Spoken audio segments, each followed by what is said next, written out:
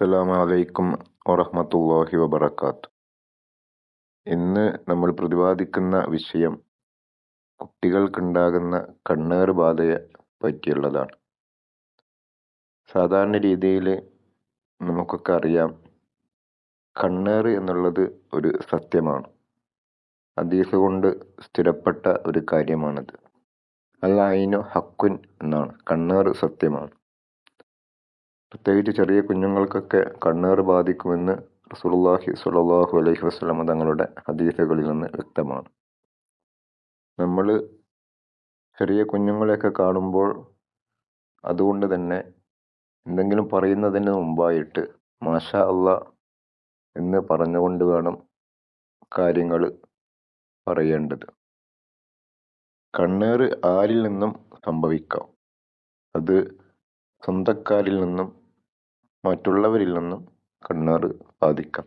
കുഞ്ഞുങ്ങൾക്കും ബാധിക്കാം, മുതിർന്നവർക്കും കണ്ണേറ് ബാധിക്കാം.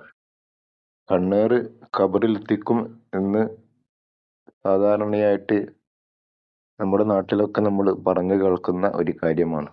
ഇത് 100% ശരിയുമാണ്. കാരണം ചില ആളുകളുടെ വാക്കുകൾ നമ്മുടെ ജീവിതത്തിനെ തന്നെ തകർക്കുന്ന തരത്തിലേക്ക് ആയി സംഭവിക്കാറുണ്ട്. കണ്ണേറ് എന്നുള്ളത് അല്ലാഹു സുബ്ഹാനഹു വ തആല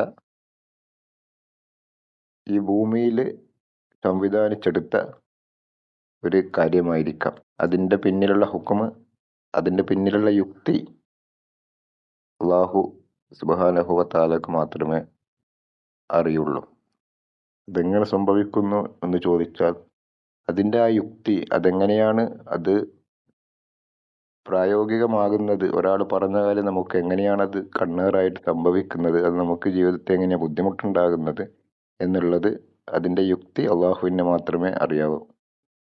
സിഹർ പോലെ തന്നെ സിഹർ എന്നുള്ളത് അത് ബാധിക്കുന്നത് അത് അള്ളാഹുവിൻ്റെ തീരുമാനപ്രകാരമാണ്. അതിലെ യുക്തിയും, അതായത് ഇപ്പോൾ നമ്മളൊരു മൂർച്ചയുള്ള ഒരു ആയുധം കൊണ്ട്, ഒരു കത്തി കൊണ്ട് ശരീരത്തിലേക്ക് കുത്തിയാൽ അതെങ്ങനെയാണ് മുറിയുന്നത്, അത് ആ കത്തി, മൂർച്ചയുള്ള കത്തിയിൽ മുറിയണം എന്നുള്ള ഒരു സബബ്, ഒരു കാരണം അല്ലാഹു സുബ്ഹാനഹു വ തആല തീരുമാനിച്ചു വെച്ചിട്ടുണ്ട്.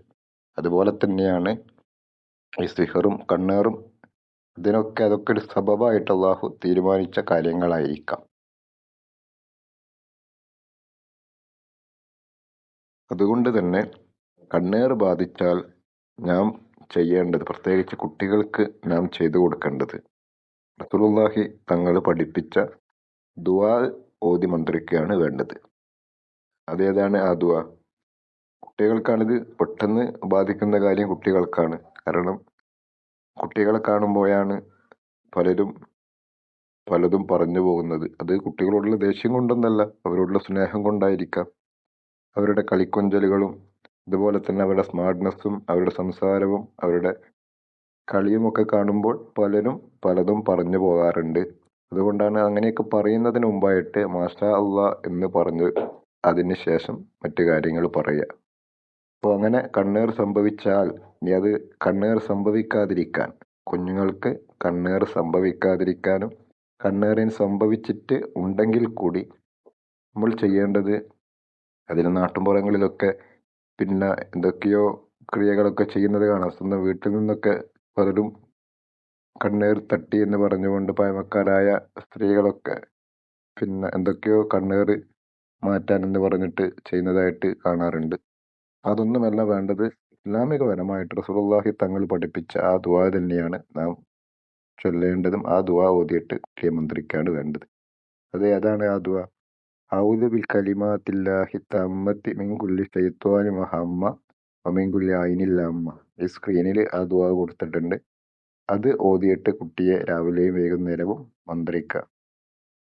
ഇത് കണ്ണേറ് ബാധിച്ചാലും കുട്ടികൾക്ക് ശൈത്വാനിയത്തിൻ്റെ ബുദ്ധിമുട്ടുകളിൽ അതിൽ നിന്ന് സംരക്ഷണം തേടാനും അങ്ങനെയുള്ള പ്രശ്നങ്ങളുണ്ടെങ്കിലും ഈ ദുആ തന്നെയാണ് മന്ത്രിക്കേണ്ടത്. കുട്ടികളെ പ്രത്യേകം ശ്രദ്ധിക്കേണ്ട ഒരു കാര്യം, റസൂലുള്ളാഹി തങ്ങൾ പഠിപ്പിച്ചതുപോലെ കുട്ടികൾക്കാണ് കണ്ണേറും ശൈത്വാനിയത്തിൻ്റെ ഉപദ്രവങ്ങളൊക്കെ പെട്ടെന്ന് ബാധിക്കാൻ സാധ്യതയുണ്ട്. അതുകൊണ്ട് തന്നെ സൂര്യാസ്തമയത്തിന് ശേഷം, അതായത് മഗ്‌രിബിൻ്റെ സമയം ആയാൽ പുറത്തു നിന്ന് കളിക്കുന്ന കുട്ടികളെ വീട്ടിനുള്ളിലേക്ക് കയറ്റി വീടിൻ്റെ വാതിലുകൾ അടക്കണം എന്ന് റസൂലുള്ളാഹി പഠിപ്പിച്ചിട്ടുണ്ട്. ആ സമയത്ത് പിശാചുക്കൾ ഇറങ്ങുന്ന സമയമാണ്. കുട്ടികളെ ഉപദ്രവിക്കാതിരിക്കാൻ അവർ വീട്ടിലേക്ക് കയറ്റിക്കൊണ്ട് വാതിലുകൾ അടക്കണം. വാതിലുകളും ജനലുകളും അടക്കുമ്പോൾ നാം ശ്രദ്ധിക്കേണ്ട ഒരു കാര്യം, ബിസ്മി ചൊല്ലിക്കൊണ്ട് തന്നെ അടക്കണം. ബിസ്മി ചൊല്ലിക്കൊണ്ട് അടച്ച വാതിലുകൾ ഒരിക്കലും പിശാചുക്കൾക്ക് തുറക്കാനോ അതിലൂടെ പ്രവേശിക്കാനോ സാധ്യമല്ല എന്ന് ഹദീസുകളിൽ നിന്ന് വ്യക്തമാണ്. അപ്പം കുട്ടികളുടെ കാര്യത്തിലാണ് സംരക്ഷണം അള്ളാഹുവിനുള്ളതാണ്. അള്ളാഹുവാണ് സംരക്ഷകൻ എന്നുള്ള വിശ്വാസത്തോടു കൂടി തന്നെ നാം ചെയ്യേണ്ടത്. കണ്ണേറിൽ നിന്നും ശൈത്വാനത്തിൻ്റെ ഉപദ്രവങ്ങളിൽ നിന്നും കുട്ടികളെ സംരക്ഷിക്കാൻ നാം ഈ പറഞ്ഞ ദിക്റുകൾ, ഈ പറഞ്ഞ ദുആ, ഔദു ബികലിമാത്തില്ലാഹി തമ്മത്തി മിൻ കുല്ലി ശൈത്വാനി വഹമ്മ വമിൻ കുല്ലി ഐനിൽ ലാമ്മ എന്ന് കുട്ടികളെ മന്ത്രിക്കുക. അതുപോലെ തന്നെ പറ്റുമെങ്കിൽ സൂറത്തുൽ ഫലഖും സൂറത്തുൽ നാസും ഓതി കുട്ടികളെ എപ്പോഴും മന്ത്രിച്ചു കൊടുക്കുക. എല്ലാവിധ ഉപദ്രവങ്ങളിൽ നിന്നും ഷർറുകളിൽ നിന്നും പ്രയാസങ്ങളിൽ നിന്നും അള്ളാഹു സുബ്ഹാനഹു വ തആല ആ മക്കളെ സംരക്ഷിച്ചു കൊള്ളും. നമ്മുടെയൊക്കെ കുട്ടികളെ അള്ളാഹു എല്ലാവിധ ഉപദ്രവങ്ങളിൽ നിന്നും കണ്ണേറിൽ നിന്നും പൈശാചിക ഉപദ്രവങ്ങളിൽ നിന്നും അള്ളാഹു സുബ്ഹാനഹു വ തആല സംരക്ഷിക്കട്ടെ. അവൻ്റെ കാവൽ എന്നെന്നും നമ്മുടെ മക്കൾക്കുണ്ടാവട്ടെ. ആമീൻ ബിറഹ്മതിക യാ അർഹമർ റാഹിമീൻ. അസ്സലാമു അലൈക്കും വറഹ്മത്തുള്ളാഹി വബറകാതുഹു.